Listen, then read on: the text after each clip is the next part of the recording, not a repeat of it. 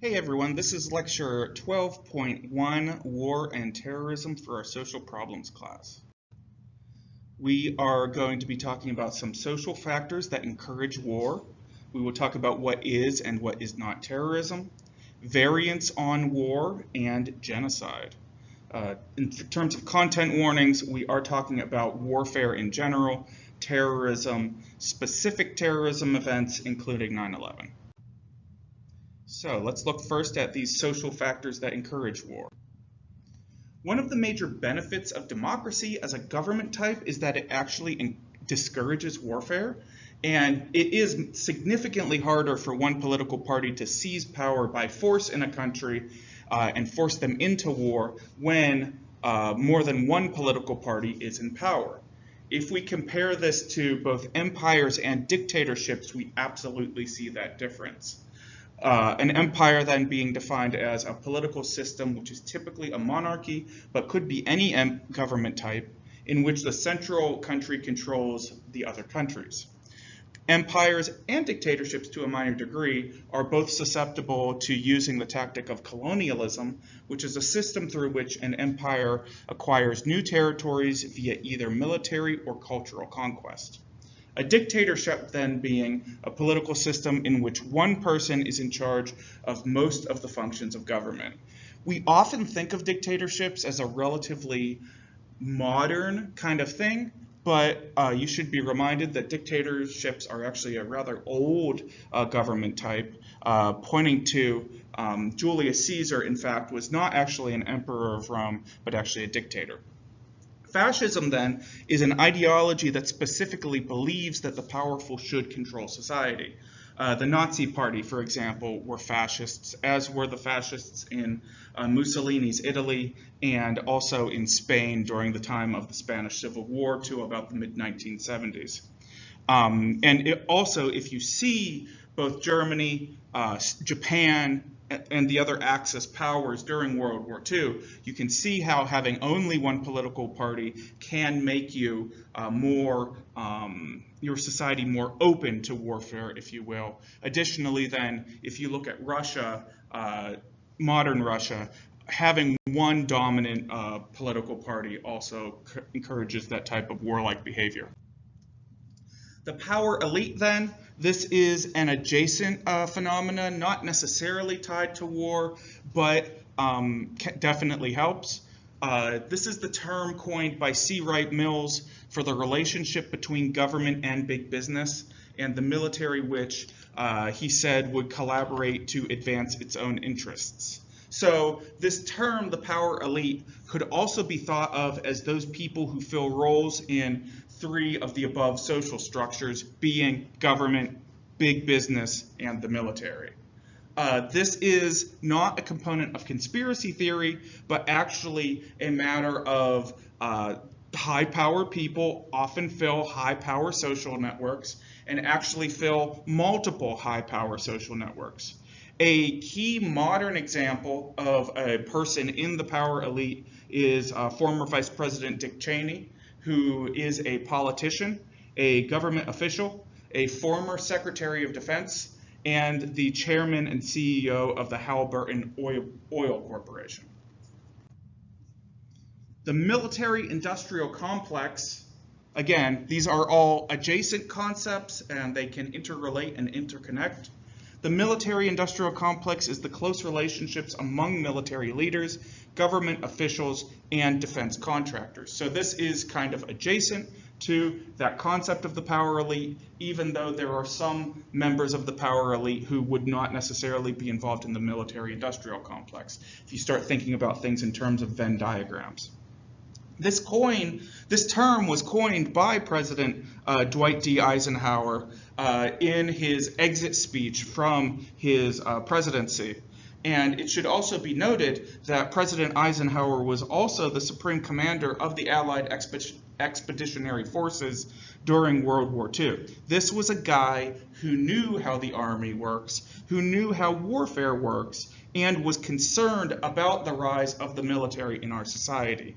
His direct quote there being, "In the councils of government, we must guard against the acquisition of unwarranted influence, whether sought or unsought by the military-industrial complex. The potential for disastrous rise of misplaced power now exists and will persist. That was President Eisenhower. Other related terms, this concept of militarism, which is an overemphasis on military growth, policy, and spending. There definitely is some disagree and controversy among scholars, politicians, whoever, over what is and is not militarism, but that is the basic definition. Then imperialism is the use of military power and other means to extend a nation's influence to control other nations. Thus, colonialism is a type of imperialism. There are various types of imperialism, but that's the relationship between those two words. Now let's talk some about terrorism. Terrorism is the use of unexpected violence or intimidation to coerce people in pursuit of political, social, economic, and/or cultural change. In the years immediately following 9/11, terrorism raised to the level of top national concern. And this concern created a number of agencies in the United States government, including the TSA, the Department of Homeland Security, and ICE. We often forget that government agencies come to and come out of existence. Homeland Security, TSA, and ICE are only about in their 20s, right? So there are many people today that lived lives far before any of those existed. From a military strategy standpoint then, terrorism is a tactic of what is called asymmetric warfare. Definition there being a military engagement in which one side has dramatically more power and resources than the other. So thus, engaging in acts of terrorism could be used as a powerful tactic by small, relatively weak factions. Now, of course, in sociology, just like we don't condone serial killers, we don't condone domestic abusers, we also do not condone terrorism, but we have to understand why entities, countries, organizations would want to engage in terrorism to achieve their ends.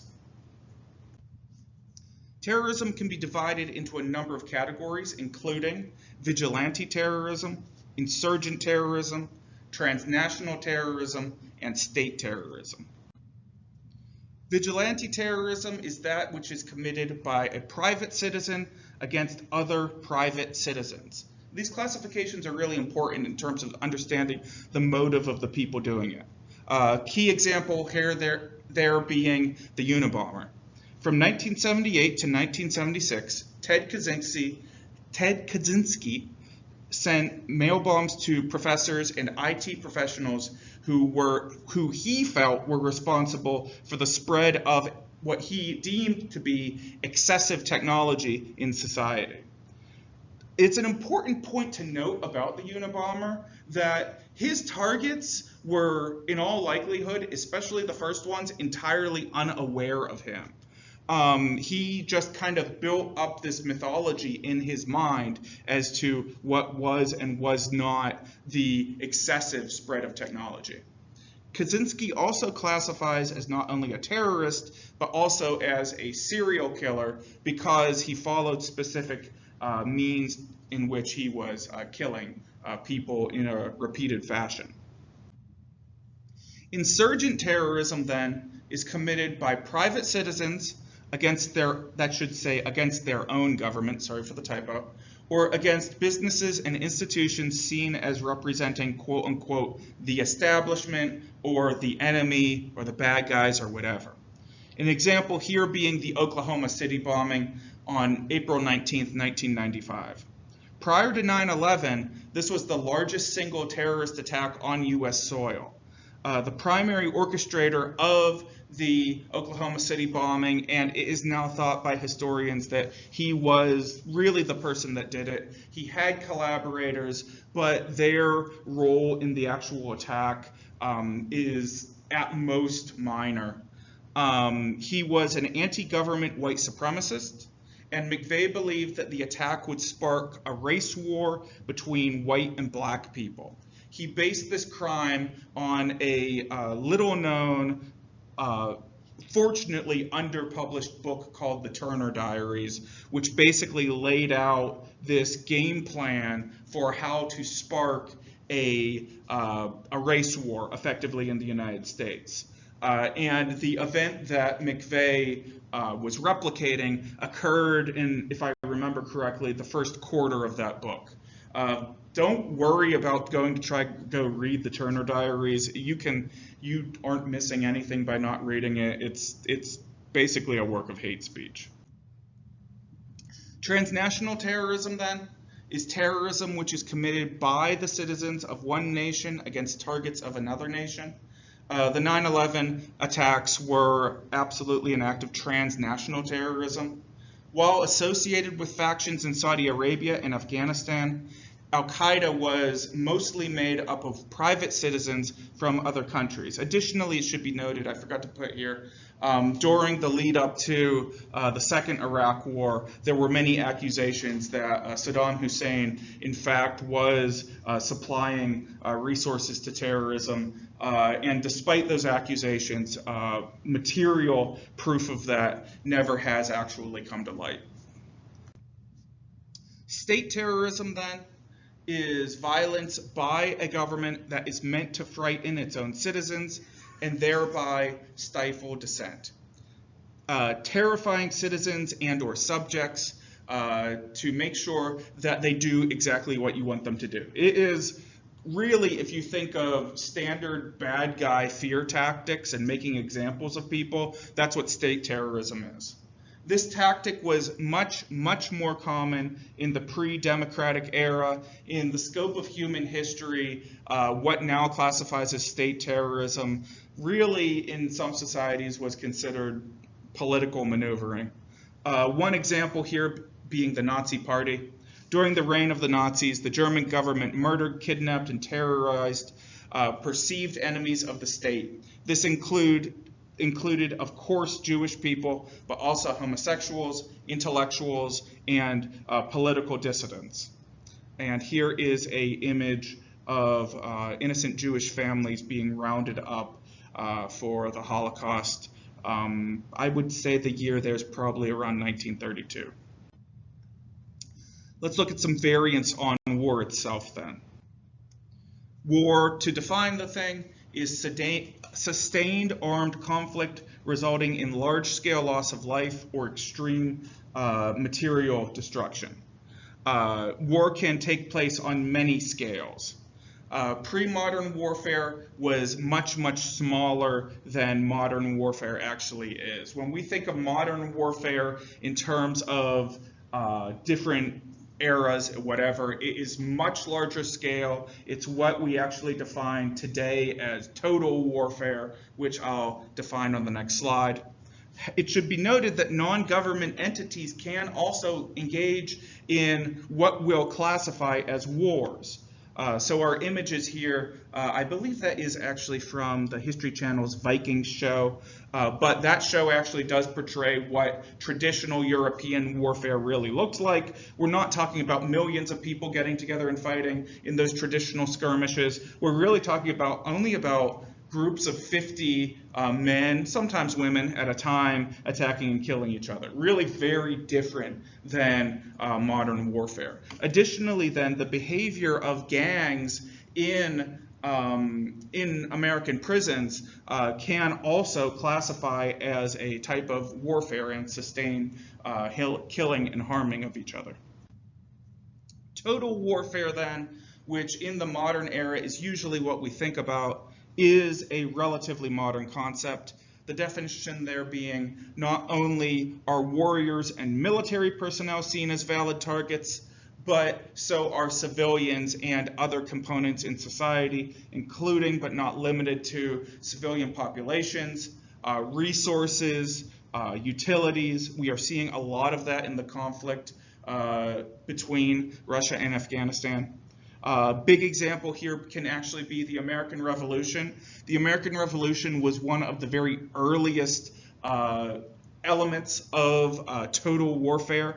It was kind of a combination between traditional armies only fighting armies warfare, but also a certain degree of sabotage of more societal public resources as well. And then, of course, World War II was absolutely very much a total warfare type scenario, and that was actually made and magnified by dramatic technological advancements of that era. International war, then, is war between nations. So any war where one country goes to war with another country. A world war, then, is a war that is engaged over vast distances, geographically, in terms of multiple theaters of war. So examples of this, obviously, are World War I and World War II, that spanned very large geographic zones, included many countries, and were very, very complex in terms of factions. But also, that term World War was only coined at the beginning of World War II. Prior to World War II, World War I was called the Great War, and before that, there were other world wars. The 7 Years' War, the 1756 to 1763 Anglo-French War, and then also the 1778 to 1783 War, which all of those kind of culminated together in this massive conflict between the UK and France. If you know anything about American history, you'll note that 1776 is in that time span. It is not an inaccurate statement to say that the American Revolution was actually kind of a side note on the Anglo-French War as part of a mass kind of world war between the English and the French during that era. A civil war, then, is a war within nations. And this can also be considered a modern idea, as the idea of a nation state is a modern idea.